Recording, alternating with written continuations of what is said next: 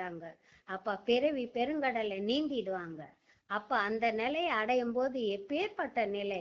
அதுக்கு உதாரணம் யாருன்னா சொல்ல முடியுமா? யாரும் சொல்ல முடியாது. தன்னால் தான் அறிய வேண்டும். தான் அப்பதான் தன்னைத்தானே தெரிஞ்சுக்கினாதான் அதை எக்ஸ்பிளைன் பண்ண முடியும், அதை பத்தி சொல்ல முடியும், அதுல ஊடுருவி செல்ல முடியும். இந்த எல்லாத்துக்கும் மூல காரணம் நமக்குள்ளேயே இருக்கிற அந்த ஆன்மா.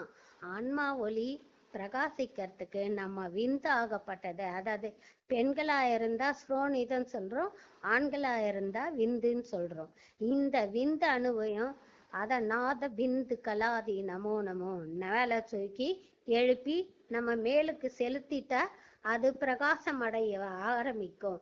அந்த பிரகாசம் ஒளி தான் நம்ம பளபளக்கிற அந்த ஒளியை வச்சுதான் நம்ம ஆன்மா எவ்வளவு பிரகாசிக்கிறது அப்படின்னு ஜட்ஜ் பண்ண முடியும். அந்த ஜட்ஜ்மெண்ட்டை வச்சுதான் நமக்கு பிறவி பெருங்கடலை நீந்தது. நமக்கு பிறவி கிடையாது, இந்த பிறவிலேயே மோட்சம் கிட்டும் அப்படின்றது நாமே தீர்மானிச்சுக்க முடியறது.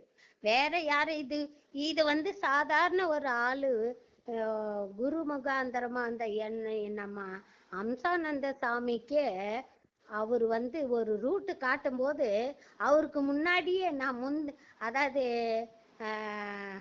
என்னது பிரகலாதன் அந்த அம்மா வயிற்றுல இருக்கும் போதே நாராயண மந்திரத்தை கேட்டு கதைய சொல்லும் போது அவ தூங்கிட்டாளாம் அந்த பிரெக்னன்ஸ் லேடி. ஆனா பிரகலாதன் தூங்காம பாடம் கேக்குது. அது காரணம் என்ன? அதுக்கு உள்ளுக்குள்ளேயே உணர்வு, அந்த ஞானம் பெருகி வருது. அந்த மாதிரி அந்த உள்ளுக்குள்ளவே நமக்குள்ளே பிரகாசம் அடைய அடைய அந்த நம்ம ஆன்மா வழியை மேல ஏத்தும் போது சும்மா சூப்பரா இருக்கும். அதுக்கு நிகர் எதுவுமே கிடையாது. அப்பதான் நம்ம குருக்கு தகுதியானவங்க. இவ்வளோ வருஷம் நம்ம பேச முடியுமா? பேசாம இருந்தோம், மௌனமா இருந்தோம், நம்ம யாருன்னு வெளி காட்டிக்காம இருந்தோம். காரணம் என்ன?